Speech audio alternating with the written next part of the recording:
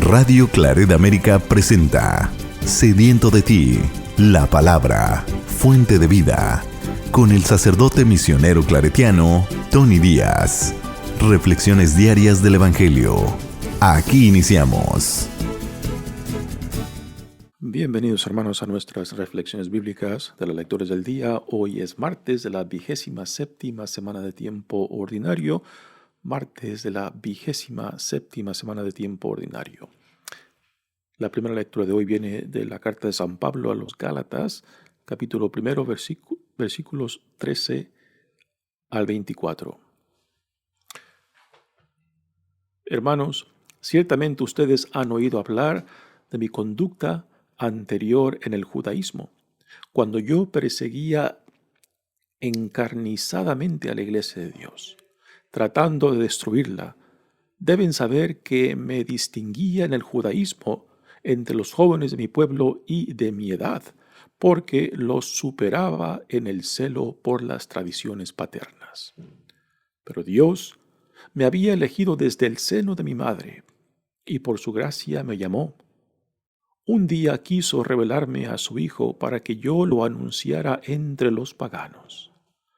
Inmediatamente, sin solicitar ningún consejo humano y sin ir siquiera a Jerusalén para ver a los apóstoles anteriores a mí, me trasladé a Arabia y después regresé a Damasco. Al cabo de 3 años fui a Jerusalén para ver a Pedro y estuve con él 15 días.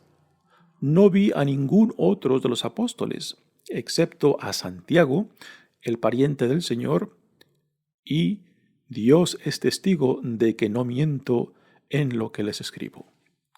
Después me fui a las regiones de Siria y de Cilicia, de manera que las comunidades cristianas de Judea no me conocían personalmente. Lo único que habían oído decir de mí era: el que antes nos perseguía, ahora va predicando la fe que en otro tiempo quería destruir. Y glorificaban a Dios por mi causa. Palabra de Dios. El salmo responsorial es el Salmo 138 y el responsorio es: Condúceme, Señor, por tu camino. Condúceme, Señor, por tu camino. Tú me conoces, Señor, profundamente. Tú conoces cuándo me siento y me levanto. Desde lejos sabes mis pensamientos. Tú observas mi camino y mi descanso. Todas mis sendas te son familiares. Tú formaste mis entrañas, me tejiste en el seno materno. Te doy gracias por tan grandes maravillas. Soy un prodigio y tus obras son prodigiosas.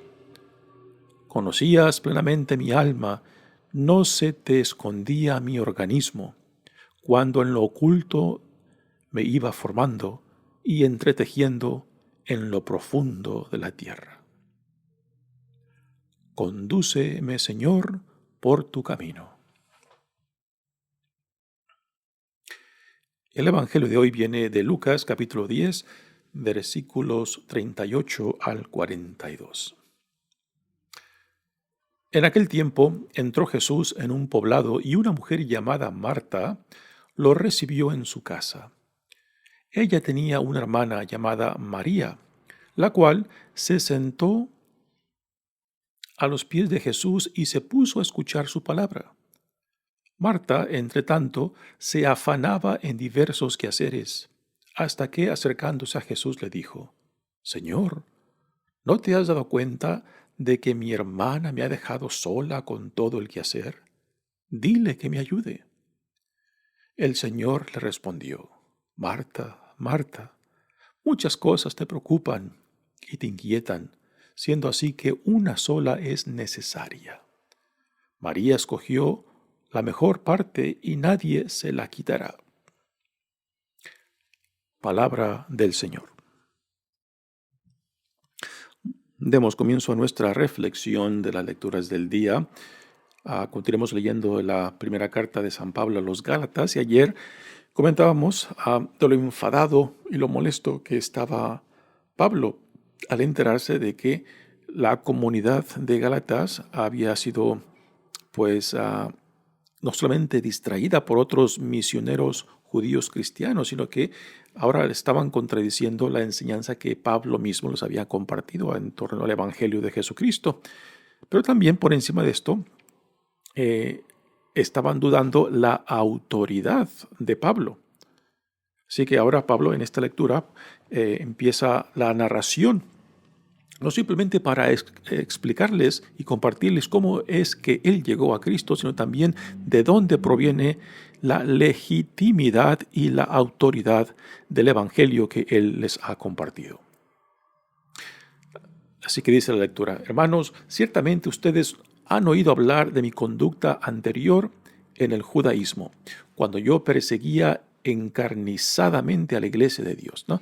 Aquí Pablo resume su vida anterior, con el celo y con la pasión con la cual persiguió a la iglesia de Cristo, y cómo iba y arrestaba a los cristianos y los metía en la cárcel con órdenes del Sanedrín.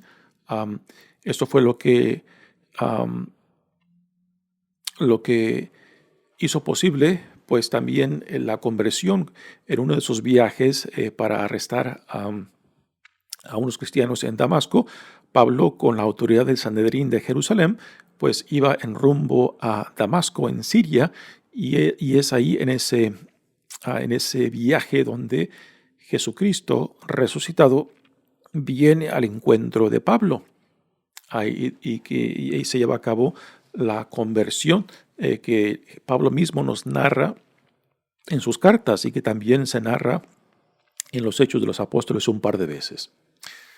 Dice Pablo: tratando de destruirla, deben saber que me distinguía en el judaísmo entre los jóvenes de mi pueblo y de mi edad, porque los superaba en el celo por las tradiciones paternas. Así que Pablo no solamente era un hombre celoso por las tradiciones judías, sino también era un hombre muy, muy educado de su tiempo. Fue educado por uno de los rabinos más importantes, Gamaliel, del tiempo de Pablo.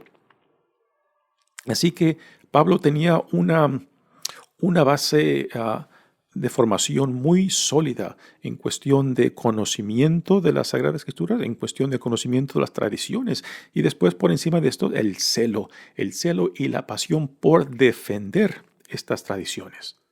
Así que es este mismo celo y esta pasión que Dios en Jesucristo pues utilizará, pero ahora para la defensa y para la promoción del reino que Dios ha inaugurado en Jesucristo. Y esto es muy significante, ¿no? Porque Pablo no conoció a Jesucristo en vida. Sin embargo, Pablo se identifica como un apóstol, aunque él no conoció a Cristo, y por apóstoles se entiende a los que vivieron junto con Jesús, los que fueron formados por Jesús y los que fueron comisionados por Jesús mismo para compartir la misión que Jesús mismo recibió de Dios Padre, ¿no? Así que Pablo y nos dirá en esta lectura de hoy de dónde él recibe no simplemente la comisión, sino también la formación del evangelio que él proclama. Dice: pero Dios me había elegido desde el seno de mi madre. Y aquí esta alusión que hace, pues es muy de los profetas del Antiguo Testamento. Esto lo dice también el profeta Jeremías, de cómo Dios pues lo llamó desde el principio, como Dios lo designó. Y aquí Pablo también, pues aunque por un tiempo fue perseguidor de Jesucristo y de la iglesia, pues aún eso no impidió de que Dios lo llamara. Pablo tenía la formación, el conocimiento, el celo y la pasión, pero lo que le faltaba era la orientación. Y esto es lo que el encuentro con Jesucristo le da: la orientación hacia donde Dios lo llama, hacia donde Dios lo quiere. Y por esto Pablo pagará un precio muy alto, porque después él mismo, el que persiguió a la iglesia, será él mismo perseguido por la causa del Evangelio y de Cristo. Es así que Pero Dios me había elegido desde el seno de mi madre y por su gracia me llamó. Esto es una forma muy bella y también muy profunda de entender la fe, de que no es algo que uno adquiere, no es algo que uno consigue, sino es algo que se nos da. Es un llamado, ¿no? Y yo creo que es bueno también para nosotros entender, ¿no? De que yo no soy cristiano, no soy católico, no soy discípulo de Jesucristo, hijo e hija de Dios, amado, simplemente porque yo lo busqué o porque yo lo quería, sino porque Él me llamó, Él me atrajo, Él me sedujo, utilizando también otro lenguaje de los profetas del Antiguo Testamento, ¿no? Y Él fue quien me llamó. Y Él fue quien me consagró y Él fue quien me designó de ser hijo e hija amada de Dios, ¿no? Así que es una imagen muy bella que Pablo aquí nos presenta de cómo Él llegó a Cristo. Él fue llamado por Dios. Dice, un día quiso revelarme a su Hijo. Y esto viene al encuentro que Él tuvo con Cristo resucitado en el camino hacia Damasco, para que yo lo anunciara, dice, entre los paganos. Y aquí Pablo también va a hacer una distinción muy importante de que Dios lo llamó para que fuera instrumento y testigo de Cristo y proclamador del Evangelio para los paganos. Lo cual es muy interesante. Pablo siendo un judío de hueso colorado, un judío apasionado por las tradiciones judías y que ahora Dios lo llame para que sea instrumento del Evangelio y de Cristo para los no judíos. Realmente este es un llamado radical, un cambio tremendo, ¿no? Y cómo Pablo podrá hacer este cambio de ahora ser proclamador y testigo del reino de Dios a los que ni siquiera son judíos. Entre los judíos, Pablo no tiene ningún problema porque tenía una base muy profunda de su conocimiento, de su identidad, también su conocimiento de las tradiciones judías. Y pues entre los judíos, él mismo lo dice, era el mejor entre los mejores, ¿no? Pero ahora ser llamado por Dios para que vaya y comparta y sea un testigo de Jesucristo con los no judíos, con los paganos. Realmente este es una vuelta radical que aún Pedro y muchos de los otros discípulos que vivieron con Jesucristo, que escucharon a Jesucristo y que fueron comisionados por Jesucristo, aún ellos mismos tendrán mucha dificultad en dar este paso de cómo no solamente aceptar a los no judíos, a los paganos, a los gentiles, y no simplemente imponerles la ley judía y las tradiciones judías antes de que puedan aceptar a Cristo, el cual es uno de los temas principales aquí Pablo desarrollará en esta carta a los Gálatas. Dice, inmediatamente, sin solicitar ningún consejo humano y sin ir siquiera a Jerusalén para ver a los apóstoles anteriores a mí, me trasladé a Arabia y después regresé a Damasco. Esto también es muy, muy importante. Los apóstoles, Pedro, Andrés, Santiago, Bartolomé y los otros, pues podrían decir que ellos conocieron a Jesucristo, de que fueron formados por él y que fueron comisionados por Él. Pero Pablo no, ni siquiera conoció a Jesús. Pero su experiencia del encuentro con Jesús, con Cristo resucitado, para Pablo es la piedra central en la cual él construye su nueva vida en Cristo, ¿no? Y decir de que él no recibió ningún consejo humano, o sea, ningún consejo ni de los apóstoles, sino por Dios mismo, por Jesús mismo, ¿no? Es algo radical. Y así que, digamos, Dios toma el trasfondo de Pablo. Y el trasfondo es la formación profunda, tanto en la Sagrada Escritura como en las tradiciones judías. La pasión y el celo que ya Pablo tenía. Y ahora todo esto, Cristo lo pone en función del reino de Dios, en función de lo que Dios viene inaugurando en él mismo, ¿no? Y en esto quizás Pablo tiene una gran ventaja aún sobre los otros apóstoles. El hecho de que, porque los otros apóstoles tenían muy poca formación, pues de cierta manera quizás eso fue lo que dificultó más ese cambio, ese voltearse, de ir más allá del cumplimiento de la ley para la salvación hacia la salvación por medio de la gracia de Dios, que la salvación no es por medio del cumplimiento fiel de la ley, sino por pura gracia de Dios, lo cual es el tema central del cristianismo, que la salvación uno no se la gana, que la salvación uno no la merita, sino es un don de Dios por la fe en Cristo. Y esto es lo que Pablo está defendiendo aquí en esta narración de sí mismo. De cómo él fue llamado, cómo él fue formado por Jesucristo mismo y cómo él fue comisionado particularmente para ir a los gentiles, a los no judíos, a los paganos, para ser llamados a esta iniciativa que Dios había inaugurado en Jesucristo, el reino de Dios.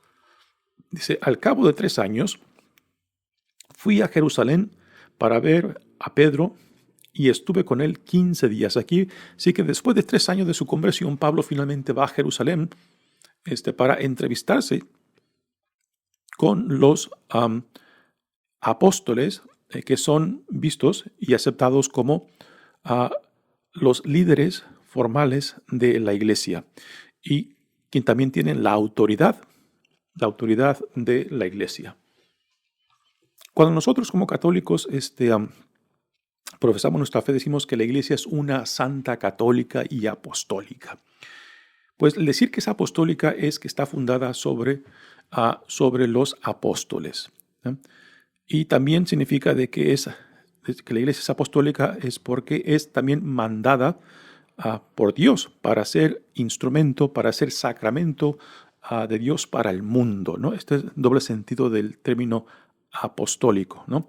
Apostólico porque está fundada sobre el testimonio, sobre las vidas de los que Jesús llamó, designó y también proclamó como sus colaboradores de la misión que Dios le había encomendado.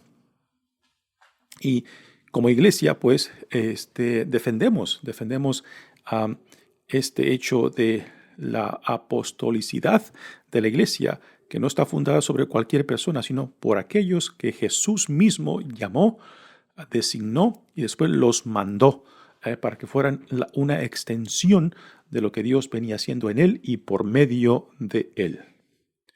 Así que Pablo continúa. Así que después de 3 años fue a entrevistarse con Pedro, quizás para que, no solamente para que lo conocieran, sino también para que afirmaran lo que Pablo ya venía haciendo. No es que Pablo sintiera que necesitaba esa afirmación, sino simplemente para que lo entendieran y no lo malinterpretaran. Sí, esto es muy importante. Pablo va a Jerusalén no para que lo afirmen, no para que digan qué buen trabajo, está haciendo algo bien. No, Pablo no siente que necesita eso, sino que lo que él quiere estar seguro de que no quiere ser malentendido, no quiere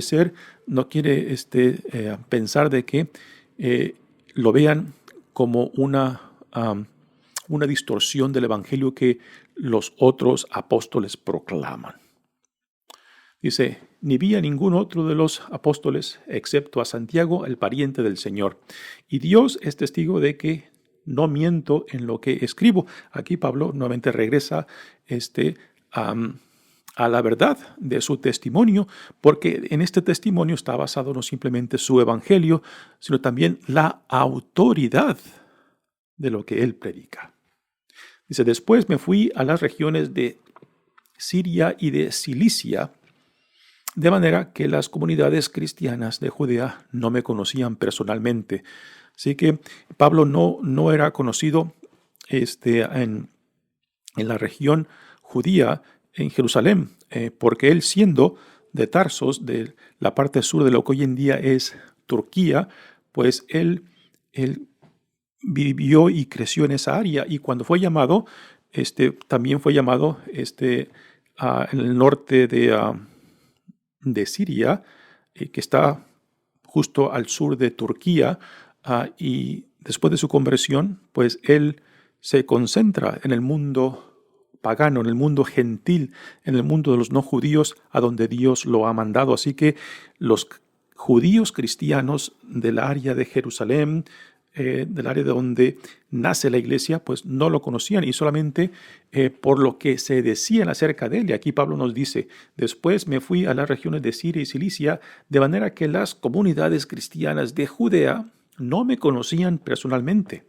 Lo único que habían oído decir de mí era, el que antes nos perseguía, ahora va predicando la fe que en otro tiempo quería destruir. Y glorificaban a Dios por mi causa. Este resumen que Pablo da, que glorifican a Dios por mi causa, quizás es un resumen muy simplista, porque también había otros que lo veían con sospecha, y particularmente los judaizantes que contradecían el evangelio que Pablo predicaba y que creaban sospecha de la autoridad de Pablo, pues tenían dudas acerca de él. Dudas quizás de su conversión, dudas de su autoridad y dudas de lo que Pablo enseñaba, ¿no? Y todo este tema de la autoridad y verdad del evangelio que él proclama, pues está basado en este problema que Pablo ve de estos judaizantes que están promoviendo la necesidad de que los paganos tienen que hacerse primero judíos antes de ser cristianos, y que se les tenga que imponer la ley mosaica, cuando Pablo dice no es necesario que los paganos se hagan judíos, porque no es la ley lo que nos justifica, sino la fe en Cristo. Muy bien, pasemos ahora al evangelio de hoy. Jesús ya va en camino a Jerusalén. Estamos en el evangelio de Lucas, y ahora va a pasar por Betania, que está muy cerca de Jerusalén.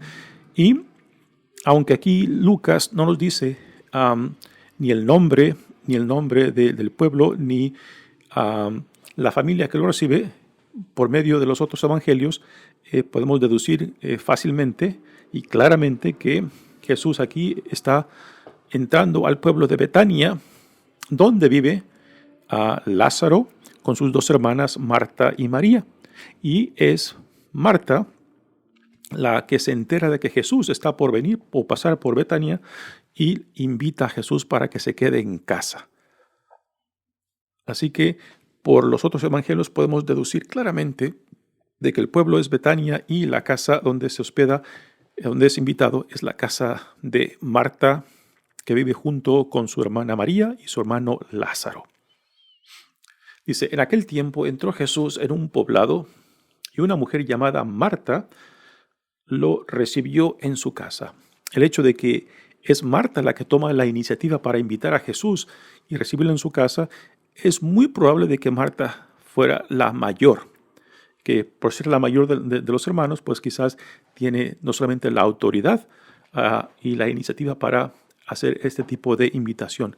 Y aunque aquí el evangelio no nos deja claro, es muy probable de que al invitar a Jesús, pues también está invitando a todos los que vienen junto con él, principalmente los 12 apóstoles y quizás algunos otros más que se hayan añadido en esta transición de Jesucristo de Galilea hacia Jerusalén. Así que es muy probable que el número de personas que van a la casa de Marta no simplemente es Jesús, sino también los 12 apóstoles y quizás algunos otros más. Así que uno puede imaginar y entender y apreciar pues el enfado de Marta cuando su hermana María no le ayuda y toma una posición de discípula al sentarse a los pies de Jesús. También este es un detalle muy, muy interesante porque las mujeres simplemente no se les permitía de que tomaran esa posición de discípulos o discípulas ante un maestro. Y aquí Jesús, estando en la casa de Marta, pues María se siente con gran confianza de tomar esa posición de discípula a los pies de Jesús. Y el hecho de que Jesús la acepte el hecho de que Jesús defienda esa actitud de María, pues es algo muy significante, particularmente considerando el tiempo de Jesús y la cultura, una cultura patriarcal, una cultura en la cual las mujeres simplemente están limitadas y no se les da formación, no se les da educación y prácticamente son posesión de los hombres. Y el hecho de que Jesús aquí permita a María de que tome una posición de discípula es algo muy, muy significante. Dice, ella tenía una hermana llamada María, la cual se sentó a los pies de Jesús y se puso a escuchar su palabra. O sea, esto de sentarse a los pies de Jesús es la posición de una discípula y el hecho de que Jesús la acepta y la recibe y no le incomoda y no la rechaza es muy significante del sentido de inclusividad que Jesús manifiesta en la realidad del reino, de lo que significa esta nueva era que Dios está inaugurando en él mismo. Dice, Marta, entre tanto, se afanaba en diversos quehaceres, hasta que, acercándose a Jesús, le dijo, Señor, ¿no te has dado cuenta de que mi hermana me ha dejado sola con todo el quehacer? Dile que me ayude. Bueno, considerando quizás el número de personas que venían con Jesús y que Marta se afanaba por recibirlos, el sentido de hospitalidad es algo sagrado en el mundo del Medio Oriente, ¿no? Y imaginar de todo el trabajo que Marta tenía, ¿no? Pues esto la hizo sentir con mucha presión para atender a tanta gente, ¿no? Y ver a su hermana sentada en la posición de una discípula, pues yo creo que no solamente la impacientó más y también la enfadó más y por eso va a Jesús para que le resuelva su frustración, le resuelva su problema. Aquí hay que estar claro de que esta frustración es un rollo de Marta, es un problema de Marta, ¿no? Y está pidiendo que Jesús se lo resuelva cuando es algo de ella misma. Dice después Jesús a la petición de Marta. Marta, Marta, muchas cosas te preocupan y te inquietan, siendo así que una sola es necesaria. María escogió la mejor parte y nadie se la quitará. Quizás es muy probable que Marta se esmeraba mucho en querer proveer un sentido de hospitalidad más allá de lo que era necesario. Cuando Jesús manda a sus discípulos en sus misiones, particularmente cuando nos cuenta el Evangelio de Lucas que manda a los 72 en frente de él, a los pueblos que intenta visitar, les dice que se queden en las casas donde sean recibidos y que coman lo que se les ofrezcan. Y está claro que Jesús les dice que no anden exigiendo más de lo que la gente o la familia o el lugar donde se les recibe les pueda ofrecer, ¿no? Así que Jesús no espera, aún en esta invitación de Marta, de que se le ofrezca algo grande, algo exagerado. Jesús, con mucha gracia, recibe la hospitalidad, pero Él no espera gran cosa. Para Jesús lo más importante es lo que Él quiere dar, lo que Él quiere compartir. ¿Y qué es esto? El reino de Dios. El reino de Dios, ¿no? Ahora, si Marta quiere que Jesús le resuelva su frustración, su problema con su hermana, ¿no? Y la propia actitud de Marta de que quería quizás dar una cena lujosa, una cena completa, una cena exagerada, ¿no? Cuando lo que Jesús pudiera recibir y aceptar era simplemente lo mínimo para sustentar el hambre. y simplemente de ser recibido y aceptado en su casa, ¿no? Así que Jesús, en esta respuesta a María, por otra parte, no está rechazando a la hospitalidad de Marta, sino simplemente le está diciendo a Marta de que quizás lo que tú estás tratando de hacer no lo necesito, no lo espero. Así que ofrécenos lo que puedas, pero no te rompas la cabeza, no te esmeres por darnos algo que quizás es mucho para ti, ¿no? Y después, hablando acerca de María, dice, bueno, mira, tu hermana ha escogido, ha decidido escuchar lo que yo quiero dar, lo que yo quiero ofrecerles, lo que yo vengo a comunicarles, el reino de Dios. Y esto no se le puede quitar porque es precisamente a lo que Dios me ha mandado, a proclamar la buena nueva, a proclamar el reino, a inaugurar el reino que ya está presente entre nosotros, ¿no? Y Jesús está claro de que esto no se le puede quitar, no se le puede negar a María. Y aquí Jesús nuevamente está afirmando la decisión de María que toma la posesión como discípula. Y nuevamente esto se tiene que repetir porque es algo muy impresionante considerando el tiempo de que Jesús acepta a una mujer como discípula. Y esto no se puede negar. Y aquí entra la inclusividad del llamado de Dios en Jesucristo, de que no distingue entre hombres y mujeres, de que recibe tanto a hombres como discípulos como mujeres como discípulas. Y esto aquí en este Evangelio de Lucas está clarísimo, ¿no? Y que Jesús defiende lo que María ha decidido al sentarse a los pies de Jesús como discípula. Muy bien, un bello evangelio. También hemos de repetir de que Jesús no está rechazando lo que Marta le está ofreciendo, sino simplemente de que no te rompas la cabeza, Marta. Danos lo que puedas. Si es un vaso de agua con amor, te lo acepto. Si es un panecillo con amor, te lo acepto. Pero mira, más importante que lo que tú me puedas dar es lo que yo te quiero dar. Muy bien, hermanos. Mi nombre es Padre Tony Díaz, misionero claretiano. Que Dios los bendiga. Radio Claret América presentó Sediento de ti, la palabra. Fuente de vida. Sus comentarios son importantes. Contáctenos en radioclaretamerica@gmail.com.